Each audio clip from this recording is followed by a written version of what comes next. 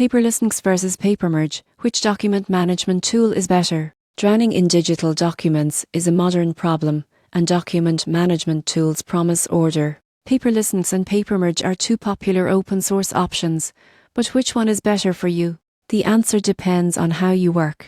Paperless ngx focuses on automation. It automatically consumes documents, applies occur, and organizes files using tags and metadata. Most people get this wrong by underestimating how powerful its automation really is. Once set up, Paperless ngx can scan, rename, and categorize documents with minimal manual effort. It's ideal for users who want to set it and forget it system. Papermerge takes a different approach. It emphasizes structure and manual organization. You manage folders, permissions, and workflows more directly, which makes it appealing for teams. Papermerge also offers stronger multi-user and role-based access features.